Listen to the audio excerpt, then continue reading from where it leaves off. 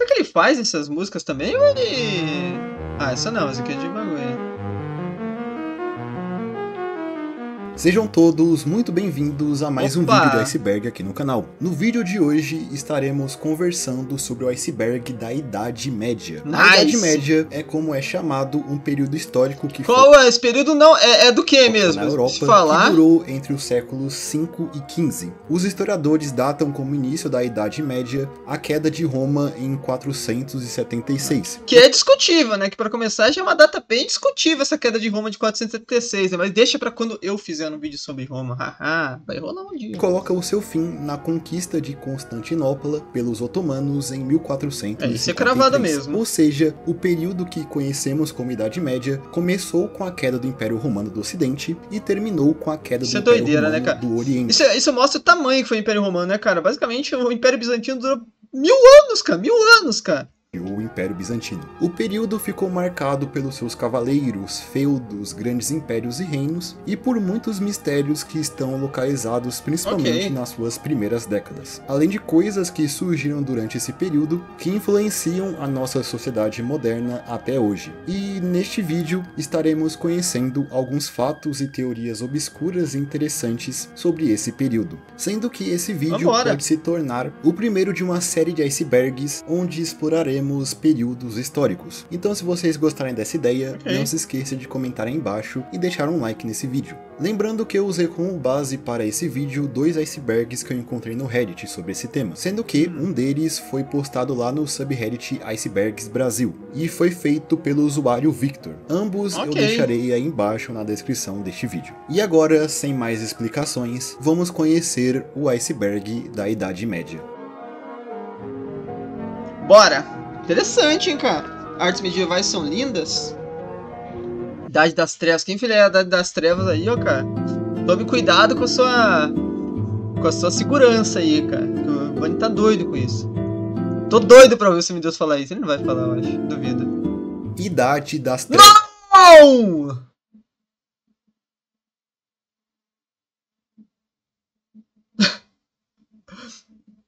Cara, se fosse planejado, não seria tão bem feito igual foi agora, né? Caraca. Ok, tá, mas ele não chamou. Estava no iceberg. Vamos ver o que ele vai falar. Se defenda, Semideus. Idade das Trevas, ou Dark Ages, é um termo que é frequentemente usado para se referir à Idade Média. O termo foi criado durante o século XIV pelo intelectual e humanista. Que curioso, né, cara? O cara que criou o termo Idade das Trevas estava vivendo no fim da Idade Média, né? Que curioso, né, cara? Italiano Francesco Petrarca. O primeiro disseminador de fake news da história. Muitas vezes usado de forma pejorativa, dando a ideia que esse período era um tempo de decadência, muito causado pela queda do Império Romano, com a Europa sendo dominada por bárbaros. Existe a ideia levantada por Petrarca que muito do conhecimento clássico que foi desenvolvido durante a Antiguidade, seja nas artes ou na ciência, foi perdido durante... Isso é tão mentira, cara. Esse Petrarca aí é um mentiroso tão grande, cara. Esse cara não foi pro céu não, cara, porque ele é tão mentiroso, que o Império Romano nem caiu, cara. O Império Romano Ocidental que caiu, cara, mas é que nem, sei lá, mano... Se caísse o Sul e o Nordeste continuasse existindo como o Brasil, cara. O Brasil caiu? Não, caiu o Sul, cara. Tá de sacanagem? Durante esse período, sendo apenas resgatado durante o Renascimento. O próprio Petrarca era um grande admirador dos gregos e romanos antigos. O termo também é bastante usado para se referir à falta de informação que temos do início da Idade Média, fazendo com que os historiadores fiquem no escuro em relação ao que acontecia em certas partes da Europa, principalmente a Grã-Bretanha, nos seus anos iniciais. Basicamente porque na Grã-Bretanha, no início da Idade Média, sabe o que tinha na Idade Média? Tinha só, basicamente, celtas e era uma ocupação romana. E, basicamente, cara, quando os romanos saíram da Grã-Bretanha, eu sei porque eu tenho até um livro sobre isso, mano. Basicamente, ali, não é que se instaurou um caos, é que, de fato, mano, é uma região que, como eu posso dizer assim... pela visão que eu tenho, é uma região que era de fato menos culta, sabe? Que não se tinha produção, não era porque você pensa hoje Grã-Bretanha e fala, caraca, é a Inglaterra, né, cara? Mas não acho que a Grã-Bretanha era naquela época, nos anos 400, o que era hoje, cara. A Grã-Bretanha, cara, era super periferia, era o bagulho mais periferia do Império Romano possível, cara. Mais periferia que isso daí não tem, cara. algo que atualmente é chamado de Idade Média Arcaica ou Alta Idade Média. No entanto, muitos historiadores não gostam de utilizar o termo Idade Nenhum gosta, o que gosta é mentiroso. Das Trevas, já que o período não foi de todo sombrio. Afinal, coisas falso. Como universidades começaram a surgir na Europa durante esse período, além de avanços significativos na agricultura, artesanato e arquitetura. Factos. Idade das Trevas é um termo criado pelos caras do Renascimento, porque eles eram apaixonados pela arte greco-romana e achavam que isso tinha sido perdido durante a Idade Média. Basicamente é isso, tá ligado?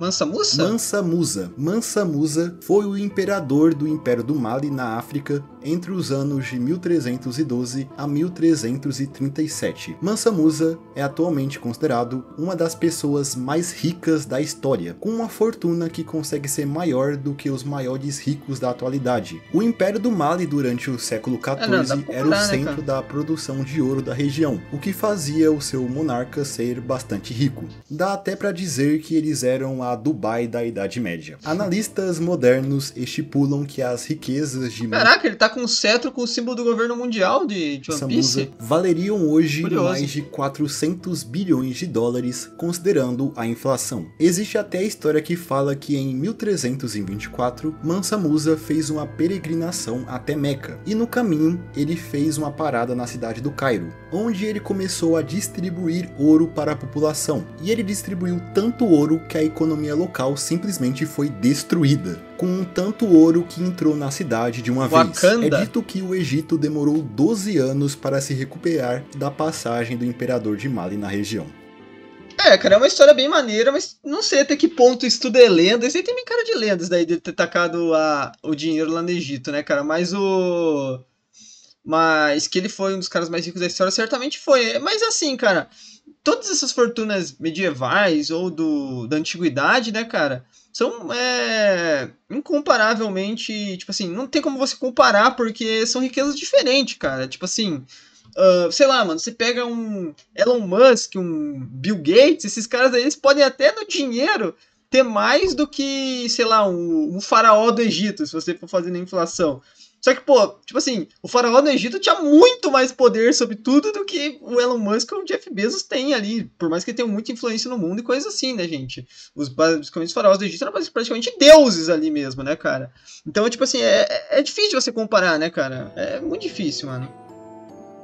É verdade, eu tava lá? Bestiários. Bestiários, durante a Idade Média, eram livros que descreviam animais e criaturas espalhados pelo mundo. Muitos desses seres descritos nesses bestiários eram criaturas fantásticas, como unicórnios, grifos e centauros, sendo que até mesmo os animais que realmente existiam eram representados de uma forma bem estranha. Os bestiários eram escritos principalmente por monges católicos e carregavam diversas passagens moralistas, com lições de moral e alegorias cristãs, além de, é claro, descrições desses animais, como seu habitat e características físicas, muitas das vezes misturando fatos com fantasia. Muita fantasia. Ele colocou até o leão aqui, que é um caso bem curioso, cara, porque, pra quem não sabe aí, nesses bestiários medievais, o que rolava é que você tinha meio que os caras da Idade Média, os monges, acreditavam que você poderia meio que ler a Bíblia pelos... Não a Bíblia, mas você poderia ler Deus pelos animais, sabe? Não sei como exatamente explicar pra vocês. Mas, tipo assim, todos os animais meio que tinham um ensinamento a passar. Então o leão, se eu não me engano, a história era que ele, quando dava luz ao filho, o filho do leão nascia morto e demorava, sei lá, 3 dias pra renascer. Pra renascer não, tipo assim, pra viver, sabe? Era uma parada meio... Tipo assim, cada animal, claro que tinha esse lance de fantasia, mas tinha um paralelo ali que se fazia, tá ligado? Eu sei porque eu, inclusive, já li algum desses bestiários uma vez. Eu não lembro qual que é o nome, mas é o nome de alguma cidade da Inglaterra, mano. Que é um bestiário bem legal. Mas é bem legal, tem leão, leopardo, e daí no meio tem lá unicórnio, fênix, é bem da hora, mano. Martim I de Aragão. Esse foi o nome de um rei de Aragão que reinou de 1396 até 1410, o ano de sua morte. Além de rei de Aragão, atual Espanha, ele também foi rei da Sicília a partir do ano de 1409, já que ele também era herdeiro desse reino. Algo que é muito comentado sobre Martim é a sua morte, já que é dito que o rei havia havia morrido após o seu bobo da corte fazer uma piada que ele achou tão engraçada que ele literalmente morreu de rir. Exatamente, ele morreu porque ele riu demais. Sendo que, segundo a história, naquele momento ele estava sofrendo uma indigestão alimentar por ter comido um ganso inteiro, algo que supostamente ele fazia com frequência. Logo, segundo essa história, a indigestão junto do seu riso histérico o teria levado a óbito. Essa versão, no entanto, é um pouco questionada, acreditando que essa causa de morte teria surgido em uma crônica escrita alguns anos depois, já na Renascença. Na verdade, é incerto como se deu a morte de Martim I, levantando hipóteses que sua morte se deu graças à sua obesidade, alguma peste ou até o seu envenenamento. Mas caso essa história que ele morreu de rir for verdade, qual será que foi a piada que ele ouviu? Melhor nem saber, né? Se levou ele até isso, acho que é melhor não saber mesmo, né, cara? Inclusive, eu acho que esse caso apareceu em algum iceberg do Pedro que a gente trouxe, né, mano? Que eu não vou falar o título, porque é um título bem que o YouTube não gosta, né? O André Young tá fazendo um jogo com arte inspirada nessas criaturas de artes medievais. Interessante. Iremos jogar um dia. Eu sabo.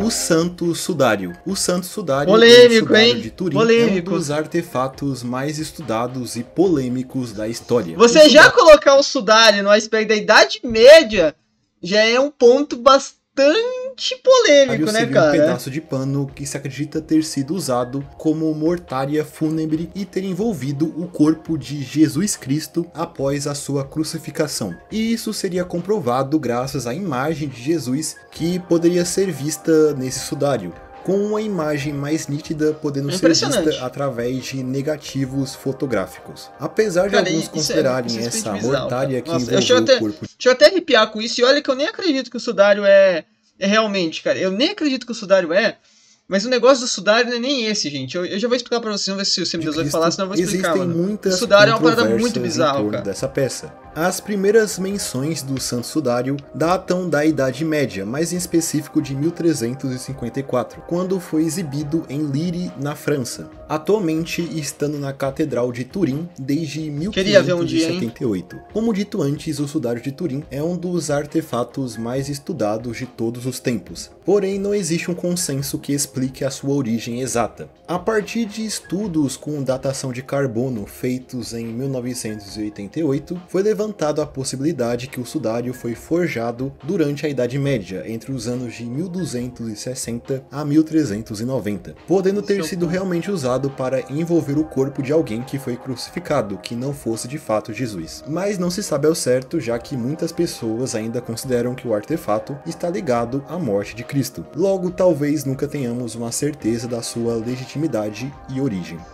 É impossível ter certeza, mas parece que o consenso mais certo é de que ele realmente foi feito ali nos anos 1200, nessa data que ele falou. Só que o ponto do sudário não é esse até, cara, hoje em dia. O ponto do sudário é como que esse sudário foi feito, cara. Mesmo que não seja de Jesus, como esse sudário foi feito, cara? Porque esse sudário, gente, pra vocês, essa imagem aqui que vocês estão vendo, não é a imagem dele. Essa imagem você só consegue ver no negativo, cara. Tipo assim, cara, é uma parada assim muito bizarra. Tipo assim, como se os caras tivessem previsto o futuro, assim, tipo, ó, a galera no futuro vai conseguir ver isso vendo o negativo da parada, sabe? Porque, tipo assim, claramente, se não é de Jesus, foi feito pra forjar. Porque até a mão é crucificada, tudo mais, a gente sabe que tipo de coisa talvez acontecesse na Idade Média, talvez, mas não era, com certeza não era algo comum. Mas, pô, o cara tem barba, tem cabelo, certamente se não é de Jesus era uma falsificação. Só que, cara, é uma falsificação, tipo assim, não é bem feita, é inacreditavelmente bem feita. Tipo assim, é um bagulho, cara, tipo, que não tem... tipo assim, como esses caras pensaram nisso, sabe? Tipo, como? Como que eles forjaram isso?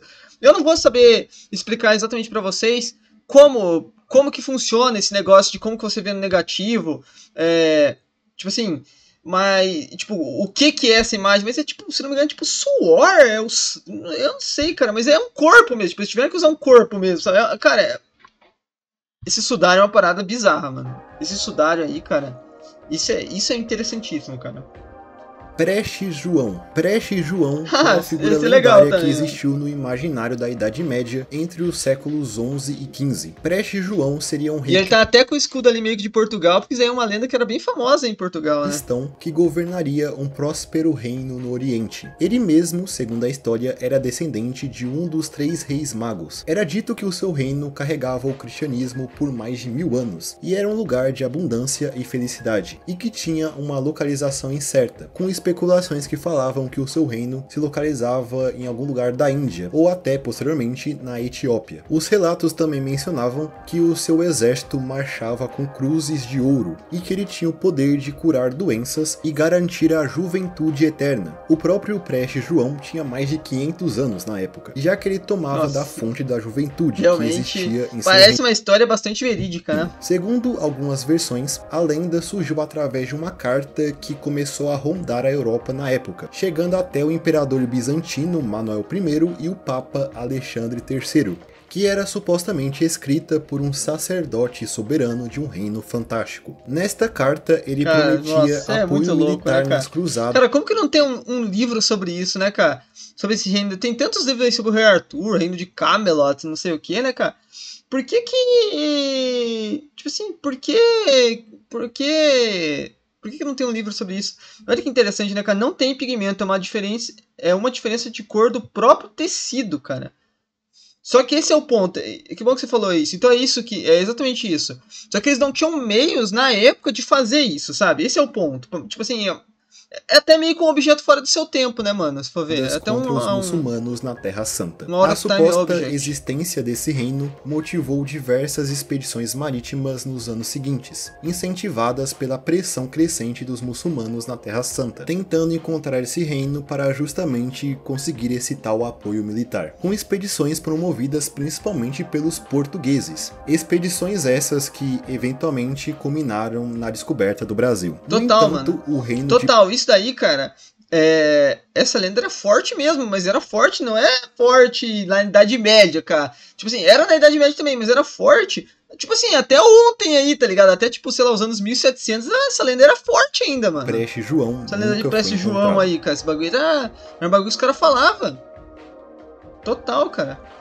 Futebol medieval. Futebol medieval é o nome de uma série de atividades físicas que eram praticadas principalmente na Inglaterra desde meados. Futebol medieval é o que o Coxa e o Atlético fizeram esse fim de semana aqui na partida. Aquilo lá foi um futebol medieval mesmo, uma batalha campal que fizeram em século XII. Atividades essas que posteriormente deram origem ao futebol que conhecemos hoje. O futebol medieval ou futebol escolar era um esporte bastante caótico e violento, onde um grupo massivo de pessoas corriam atrás de ontem. Não, pô, 1700 é ontem, cara, na história. A bola por uma cidade, tendo praticamente nenhuma regra, sendo que, aparentemente, algumas vezes, 2 times disputavam um testículo de porco no lugar da bola. Pois ok. Ele era disputado. Não era mais fácil fazer de meia, né? Principalmente durante festivais religiosos, como é o caso do Entrudo, que acontece durante 3 dias que antecedem a Quaresma. Dado a sua natureza caótica e violenta, o futebol medieval foi banido em diversas ocasiões, com a prática morrendo de fato na Inglaterra em 1835, quando foi passada uma lei chamada Highway Act.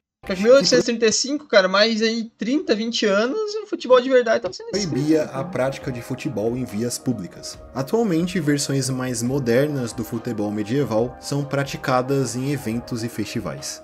Irado. O que eu ia falar, mano? Esqueci completamente, velho.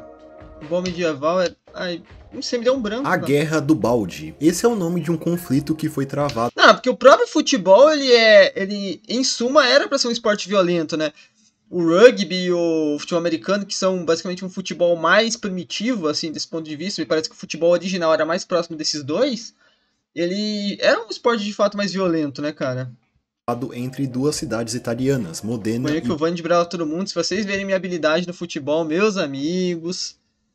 Bolônia, no ano de... Só não fui jogador por falta de oportunidade, 325. Cara. Essa guerra estava dentro do contexto do conflito entre os guelfos e os gibelinos, sendo os guelfos partidários do papado e os gibelinos apoiadores do Sacro Império Romano. Bolônia era predominantemente guelfa, enquanto Modena... Cara, guelfo é um nome maravilhoso, né? Inclinava-se para os gibelinos. Essa divisão levou a constantes discussões e tensões entre as duas cidades-estado, ao longo de várias décadas. A guerra em questão estourou quando os soldados de Modena invadiram a cidade de Bolônia durante a noite para simplesmente furtar um balde do poço central da cidade. Esse furto era caro na época. do balde deu início ao conflito entre as duas cidades, com Bolônia mobilizando mais de 30 mil soldados e 2 mil cavaleiros para atacar Modena, que se defendia com 5 mil soldados e 2 mil cavaleiros. Os dois exércitos se encontraram na vila de Zapolino, e mesmo com o menor número, Modena saiu vitoriosa do único combate dessa guerra. As forças de Modena conseguiram derrotar o exército bolonhês após 2 horas de combate, causando cerca de 1000 baixas do lado de Bolônia e 500 no lado de Modena. Posteriormente, o conflito foi encerrado graças a um armistício. E no fim, o balde roubado, que foi o estopim para o conflito, ficou no lado de Modena, sendo usado como ganhamos um o balde, que simbolizava a sua vitória. Sendo uma guerra que é lembrada hoje em dia por ter se iniciado por um motivo bastante trivial. Ô, louco! Dizer, essa é uma versão... Trivial, cara? O balde? Como é que você vai pegar água daí sem o balde, né, cara? Quero ver, vai pular no poço? Vai pular no poço? Não vai, né, cara? Precisa do balde, cara. Que você costuma ouvir por aí. Na verdade, parece que essa guerra se iniciou por um outro motivo, com o exército de Modena não necessariamente roubando... Certeza que daí se iniciou por outro motivo. Daí é lenda que os caras criam... Depois, né, mano, você fala assim, os caras guerrearam por causa de um balde, sabia? É total, mano. Daí o cara escreve isso no livro, sei lá, no registro, e daí esse registro acaba sendo o único que a gente tem hoje em dia, e fica pra história que os caras de fato guerrearam por um balde, né? Sendo que na verdade não foi, mas às vezes é alguém satirizando a parada, sabe? Aquele balde de Bolônia. Parece que os soldados de Modena pegaram o balde só no final da guerra, justamente para usá-lo como um troféu. Mas usaram de todo jeito, aparentemente, né? Que isso, meu Deus? Apologia? Não faz isso não, cara. Que parada, né?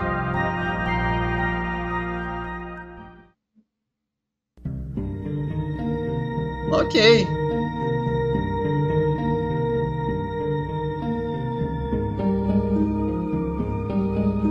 Julgamentos de animais. Sim, isso realmente aconteceu em algum momento. Pelo menos a partir do século XII, existem documentações sobre animais passando por... Digo pra vocês, tem julgamentos de coisa pior, julgamentos cara. Que eu sei. Em tribunais. Por terem acho que vai estar nesse iceberg aqui. Um, entre aspas, crime. Um dos casos mais antigos conhecido se trata de um porco que foi levado à corte por ter matado e devorado uma criança na França.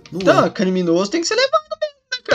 Tem que ser aplicada, a lei tem que ser aplicada. O porco foi culpado e queimado vivo. Uou! Geralmente eram animais domesticados que passavam por esses julgamentos, como porcos e vacas, geralmente por causarem a morte de alguém ou causarem danos a propriedades. Sendo que é dito que na enciclopédia porque é verdade. Os animais tinham até advogados que tentavam representá-los. Sim, isso parece muito mais... Os caras falando que é a Idade das Trevas, né? Tinha até advogado, mano. Os caras de comédia. Na época existia também julgamentos para considerar algum tipo de animal. E julgamento por combate, igual no Game of Thrones? Uma peste ou uma praga. Como é o caso de ratos ou... Eu espero ter pega a pena máxima mesmo, né, cara? Porque insetos. Tá louco. Julgamentos esses que aconteciam mais em corte. Se fosse do Brasil, tinham soltado o porco, né, cara? Tinham colocado o porco preso por 2 anos e ele tava solto aí, mano. Pô, tá louco, né? Esses julgamentos em específico eram feitos para identificar a peste em questão que estava prejudicando as plantações e buscar uma intervenção para erradicá-las. Historiadores especulam que essa prática acontecia principalmente como uma forma de entretenimento para a população local. Ok, né?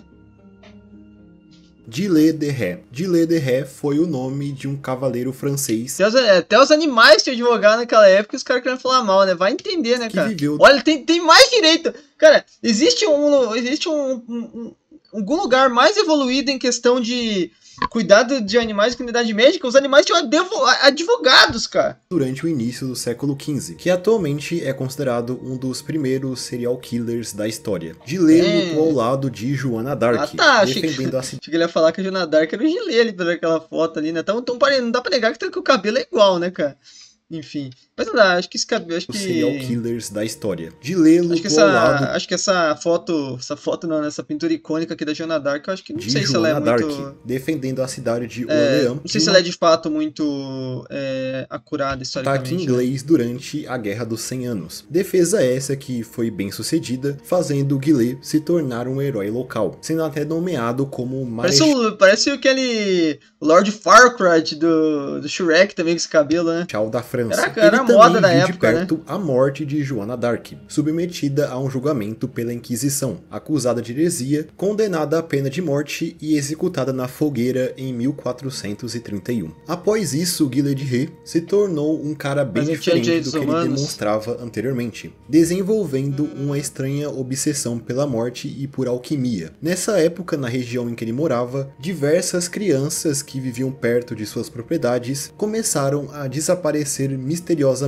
Muitos já suspeitavam de Gillet, porém, dado ao seu status de herói nacional, muitos não queriam acreditar que ele estava envolvido nesses desaparecimentos. Porém, ele de fato estava. Gillet começou a atrair jovens até sua propriedade, os convidando para jantar. Lá, ele abusava desses jovens e depois os matava e, posteriormente, até se alimentava do corpo de suas vítimas. Era dito que ele convidava outras pessoas para participar desses atos macabros, como 2 de seus primos. Certo dia, em 1440, Gillet de Ré foi capturado pela Inquisição, que planejava torturá-lo para conseguir uma confissão desses seus crimes, algo que nem foi necessário, já que ele confessou só temendo essa tal sessão de tortura. Após isso, ele foi julgado pelo Tribunal Eclesiástico e condenado à morte à forca em setembro daquele ano. E seus números de vítimas são bem perturbadores, já que se acredita que ele tenha matado de entre 80 a 200 crianças. Uou! Mas é claro que esses números não são confirmados. Não dá pra saber, né, cara? É muito antigo, né? Mas caraca, né? O cara realmente era bizarro, inspiraram o conto do Barba Azul, que conta a história de um homem que se casou 6 vezes, com todas as suas esposas desaparecendo logo após ele se casar com elas, já que bem medieval mesmo, né? Ele as matava e escondia os seus corpos dentro de sua casa. Ok, né? Os crimes reais saem do vídeo, mas o Vani não consegue, né? Eu só assisti que aparece no meio do vídeo, vai entender, né? Heiwig. Esse é o nome de um reino que existiu no atual país de Gales, por volta do ano 500, que foi praticamente esquecido pelo tempo. Existe pouco material. Meu amigo, eu tenho um livro, de novo, que se passa nesse período aí, e nessa época, cara, a Inglaterra, cara, não era, sei lá, mano, era 15 reinos, não é? E nem é igual, sei lá, na série Vikings que vocês vê lá, que tem lá o Essex, Northumbria, East Anglia, não é isso, cara. Naquela época era tipo assim, eram uns 15 reinos, não era 7 reinos, eram 15, 16 reinos, tá ligado? Isso na Inglaterra, ainda tinha Escócia, Irlanda, tá ligado? E menções desse tal reino em documentos sobre É um monte de feudo, né, cara? É que não era feudo ainda, porque feudo mesmo é depois do Carlos Magno, mas isso daí mas era, tipo assim, era tipo feudo, cara. Se especula que o nome Heiwig venha de um dos seus governantes, um rei chamado Hen, sendo algo que poderia ser traduzido como a Terra de Hen, no galês antigo. Porém, até mesmo a presença desse tal reino em manuscritos antigos... Ó, aqui, esse mapa mostra total, cara. Naquele livro que eu li, inclusive, tem todos esses reinos aqui, ó. Pauls, Gwynedd, Gwen. Cara, todos esses reinos aqui são reinos mesmo, tá ligado? Isso aqui é só na Escócia, mano. Todos esses nomes aqui é só na Escócia, cara. Agora, na Inglaterra, meu amigo... antigos têm escritas que diferem uma das outras. E também a localização desse suposto reino é incerta. Se acredita que ele se localizava na região de Defed, porém sem demarcações precisas. Ou seja, não existia demarcação precisa na época. Simplesmente desapareceu entre as areias do tempo, sendo um bom exemplo de várias coisas que não sabemos muito sobre, que estão relacionadas ao início da Idade Média. Não, na Inglaterra é confusão mesmo com o início da Idade Média. A Cruzada das Crianças. Esse daí é interessante, hein, cara? A Cruzada das Crianças foi um acontecimento relacionado às... Eu lembro, cara, a primeira vez que eu fiquei sabendo isso daí, tinha uns 12 anos, mano. Eu tinha uns 11, 12 anos, eu tava pesquisando sobre essas coisas na Wikipedia, eu cheguei nesse tema, Cruzada das Crianças, e eu li, assim, sabe quando você lê e fica... Caraca, mano, como que isso aconteceu, cara? Você fica assim, em choque, cara. Que ocorreu no ano de 1212. Ela surgiu dada ao fato da primeira e da segunda cruzada não conseguirem conquistar Jerusalém e da segunda cruzada de 1212. Ela surgiu dada ao fato da primeira e da segunda cruzada não conseguirem conquistar Jerusalém dos muçulmanos. Negativo! Você não falou isso, meu Deus. Aí não, cara. Aí eu vou ter que te corrigir, cara. A primeira cruzada conseguiu sim conquistar Jerusalém, cara. Isso aí, pô, pelo amor de Deus, cara. E a segunda cruzada, ela foi organizada por causa da perda de Jerusalém, cara. Aí eu vou ter que te corrigir, meu Deus. Pelo amor de Deus, cara. Essa parte aqui.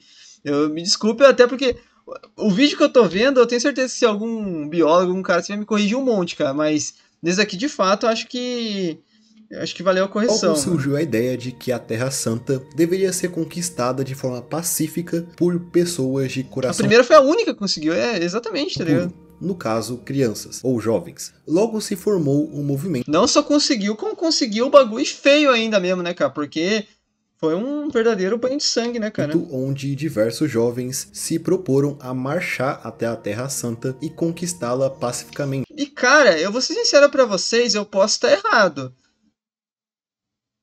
Mas eu...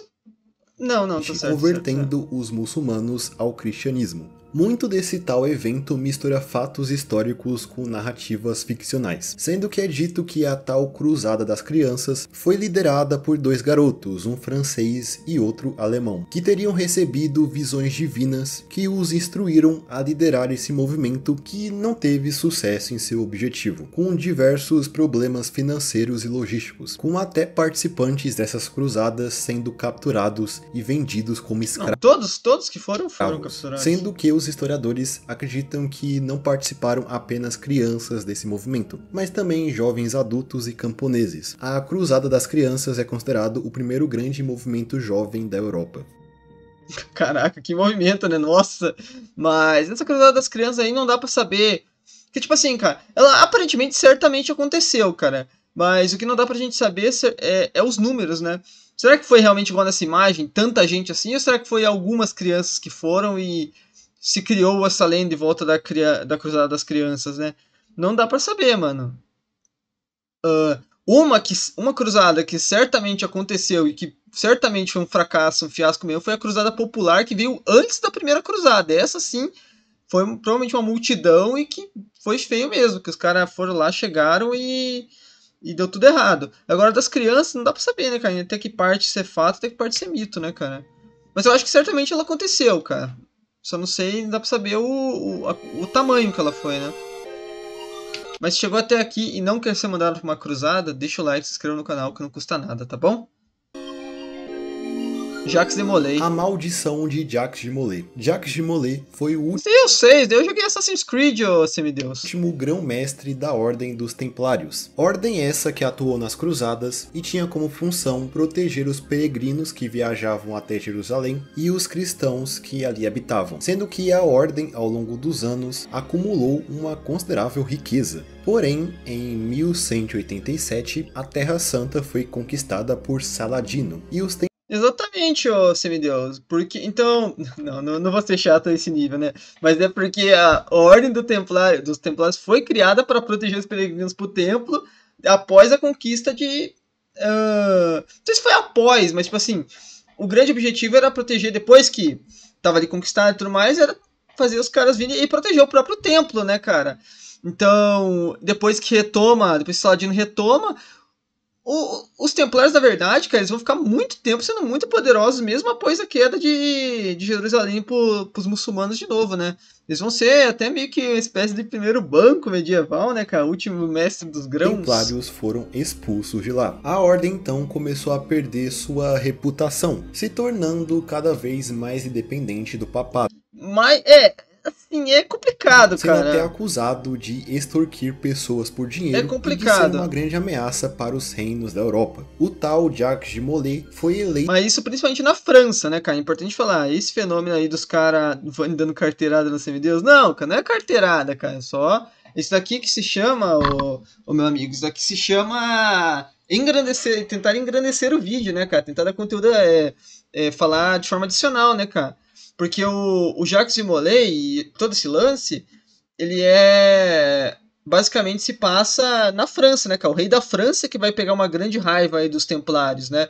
Mas a ordem dos templários vai continuar de outras formas em outros lugares, né, cara? como mestre da ordem em 1200. A própria ordem de Cristo lá dos caras lá de Portugal é basicamente 1293. uma e nesse ordem período, templária, o Papa basicamente, Clemente V e o rei da França, o Felipe IV, se juntaram planejando fazer uma Felipe IV, né, o rei da nova França. cruzada, desta vez unindo a ordem dos templários com os hospitalários.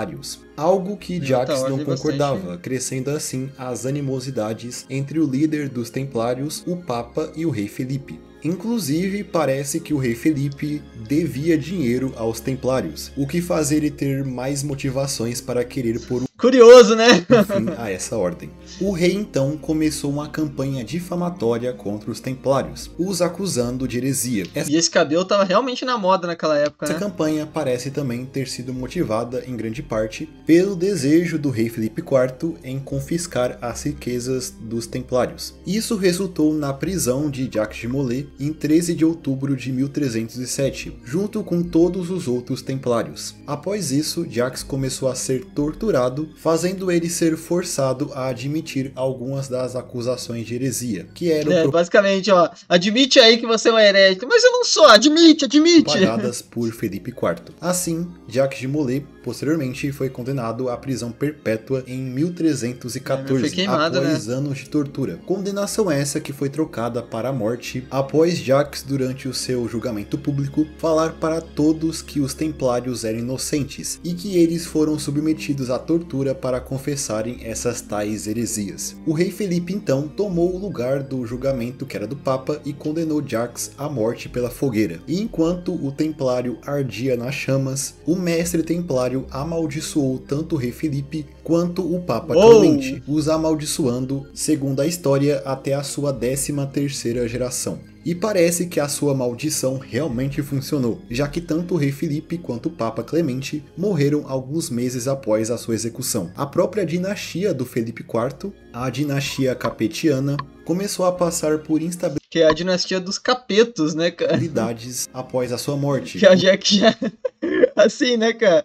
Já é um nome curioso, né, pra uma dinastia. Seus herdeiros tendo mortes precoces, e com a sua dinastia perdendo o controle da França em 1328. Fantástico, né, cara? Isso, cara, eles daqui vocês acreditam nessa maldição mesmo, né, cara? Porque eu presenciei essa cena, pois é, o começo do Assassin's Creed Unity, né, cara? O comecinho, né? Do Unity, né? A República de Cospaia. E já de algo que surgiu bem no fim da Idade Média, temos a República de Cospaia, um estado autônomo que se localizava... era o Papa na época? Mas então eu tô amaldiçoado. Na atual Itália, que surgiu a partir de um erro cometido na demarcação territorial entre os estados papais e a República de Florença. Nessa demarcação, não foi atribuída a nenhum país uma porção de terra de cerca de 3,3 km², que virou por causa disso uma terra de ninguém. Vendo isso, os habitantes dessa região decidiram fundar seu próprio país, que se tornou a República de Cospaia no ano de 1440. Parece um país realmente poderoso. Tanto os estados papais como Florença viram isso e decidiram simplesmente reconhecer a independência desse país recém-formado, já que eles não achavam que valeria o esforço tomar aquele pequeno pedaço de terra. Os habitantes locais achavam que valeria o esforço. Venetiene? Com 2 N's ainda? O que significa isso daqui, cara? Tomar aquele pequeno pedaço de terra. E peraí, cara. Peraí. Isso daqui não é uma região que é próxima ao Kosovo, por acaso, né, cara? Essa região da Dalmácia Venetiênia? Curioso, né? Será que o Vani já foi rei do Kosovo? Valeria o esforço tomar... Do Kosovo nunca foi, né? Porque o do Kosovo não existe, né? Aquele pequeno pedaço de terra. Os habitantes locais, então, se organizaram de uma forma bastante peculiar. Em Cospaia, Vani, o primeiro rei da Albânia. Um governo tradicional. Nem mesmo existiam prisões ou uma força policial ou um exército que defendia o território. A nação, na verdade, era gerida por um grupo de anciões que se reuniam com patriarcas de famílias que viviam lá e uma igreja da região. Era um feudo, basicamente era um feudo, bagulho. É um decidir coisas relacionadas à gestão do país. No entanto, é debatido se eles tinham algum tipo de imposto que os habitantes tinham que pagar, havendo a possibilidade desse conselho cobrar das famílias uma espécie de taxa. Eles tinham até um lema que, traduzindo do latim, seria algo como liberdade perpétua e firme. A economia... parece que perpétua não foi, né? local se baseava principalmente na produção e venda de tabaco, que fora da república tinha diversas restrições, fazendo com que Cospaia recebesse o nome de a capital do tabaco. Cospaia também atraía diversas pessoas que fugiam da lei em seus respectivos territórios, encontrando lá um refúgio. A república durou até que bastante, perdurando até o ano de 1826, quando o território foi novamente anexado aos estados papais. Os representantes da República de Cospaia assinaram um tratado para anexação em troca de uma moeda de prata e permissão para continuar cultivando tabaco, que foi expandido para mais territórios após a anexação. Ok, né? Me parece que essa liberdade perpétua não foi tão perpétua assim, né? A praga de Justiniano. Esse é o nome pelo que ficou conhecido uma pandemia de peste bubônica que afetou todo o mundo mediterrâneo durante os anos iniciais da Idade Média, entre 541 a 544. A praga ganhou esse nome já que ela aconteceu durante o reinado do imperador bizantino Justiniano I. Que gravem esse nome aí para quem quiser... Se eu tiver qualquer conhecimento de história, que o Justiniano I é o maior imperador do Império Bizantino, né, cara? Ou seja, o maior imperador romano depois, entre aspas, da queda de Roma, né, cara? Porque o Justiniano, ele foi realmente brabo, né, cara? Sendo que ela afetou principalmente o seu império. A doença foi espalhada pelo Mediterrâneo, transmitida por pulgas de ratos que vinham junto de mercadorias vindas do Egito. A cidade de Constantinopla, a capital do Império Bizantino, foi a mais afetada pela praga. Acredita-se que cerca de 1/5 da população morreu por causa da doença, sendo que em um dia, pelo menos 10.000 pessoas em Constantinopla vieram a falecer por causa da doença. O próprio imperador Justiniano, segundo documentos da época, contraiu a doença, mas ele conseguiu ser curado. Se acredita que várias regiões foram afetadas pela peste, como os territórios banhados pelo mar Mediterrâneo, outras partes da Europa, a Península Árabe e até regiões da Pérsia, atual Irã. E ela até mesmo atrapalhou as ambições de Justiniano de total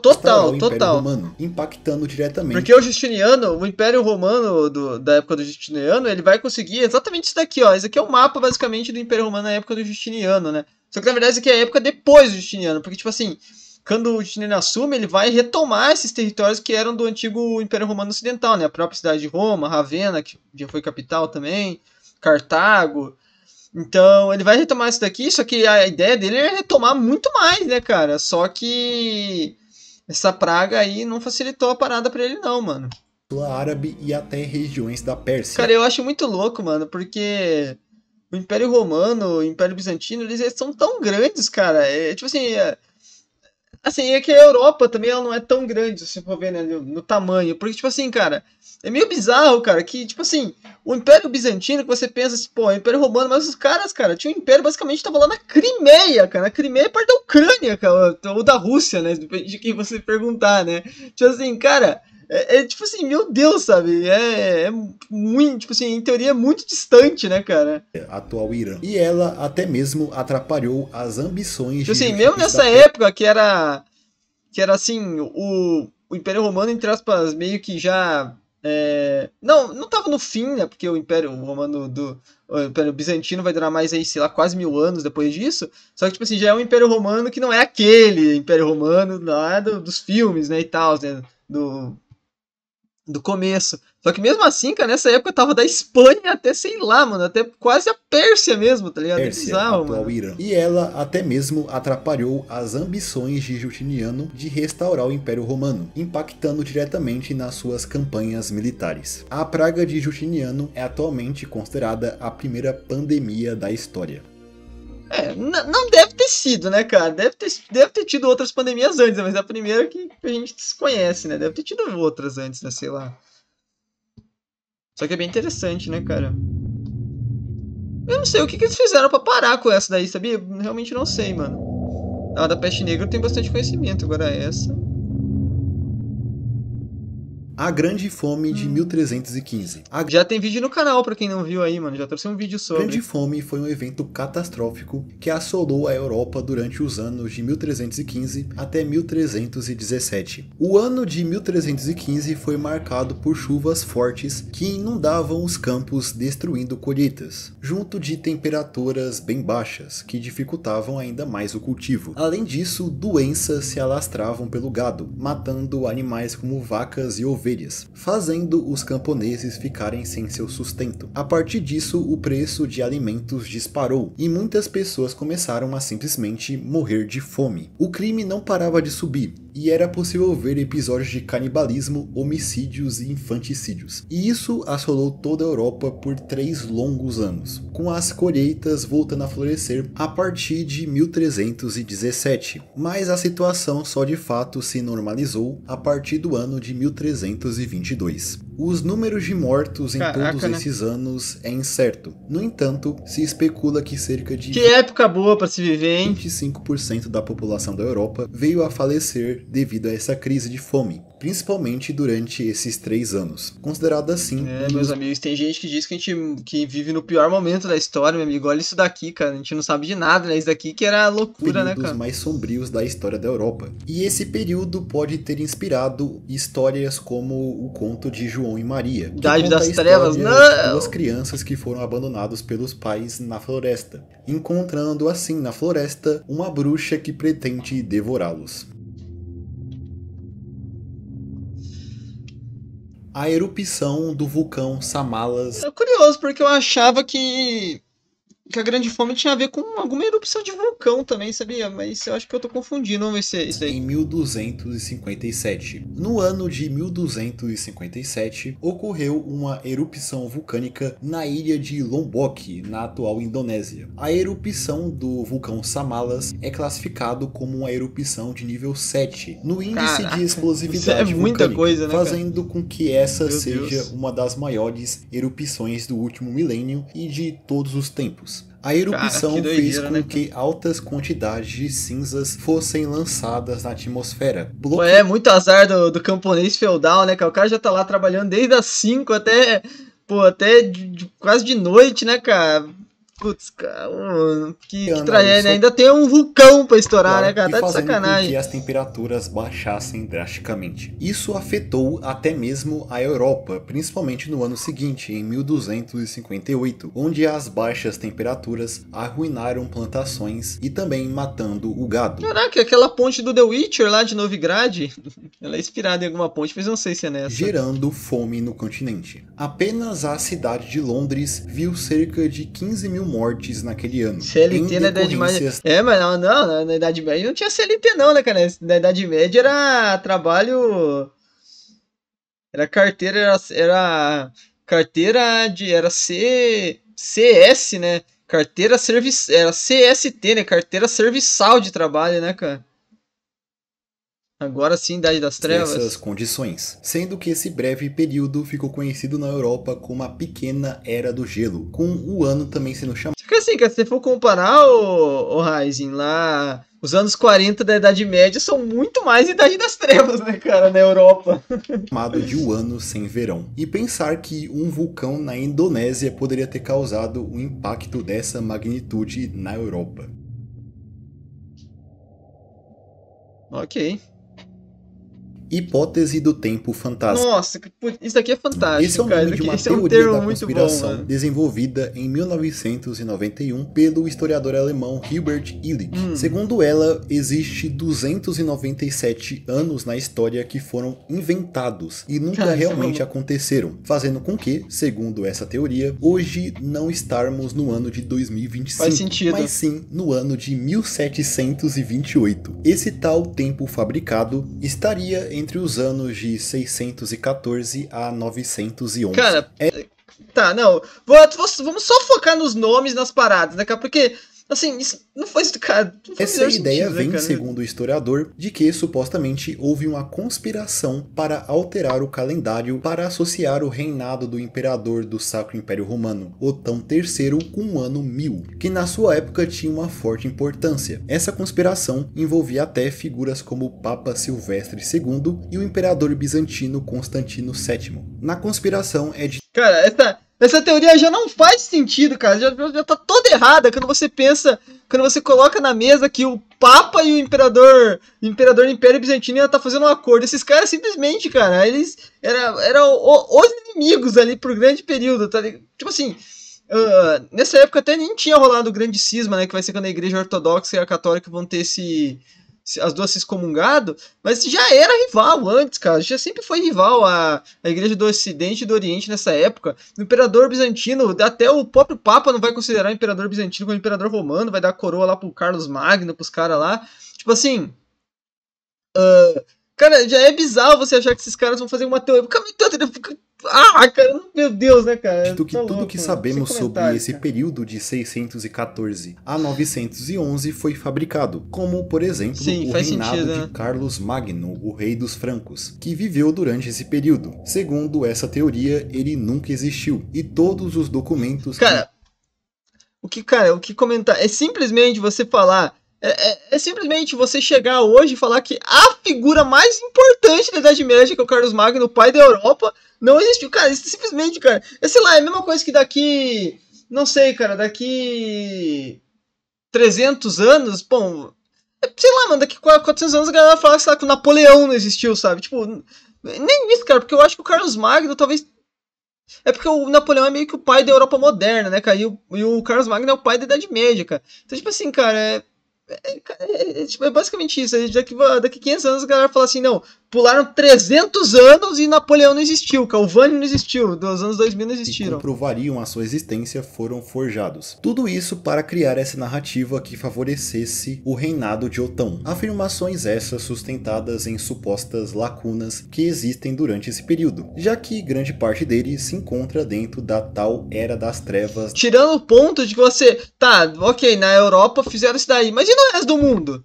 E a sucessão de imperadores do Japão, da China? Isso daí não existe. Daí foi fabricado também. O imperador Otão convenceu o imperador lá da China a mudar o calendário. Na Alta Idade Média. Pô, tá de sacanagem, mas, obviamente, né, cara? essa teoria é muito contestada no campo acadêmico, com críticos dessa teoria apontando diversos registros que datam desse período e foram feitos, cara, inclusive, fora da Europa. Logo, a hipótese não é muito considerada.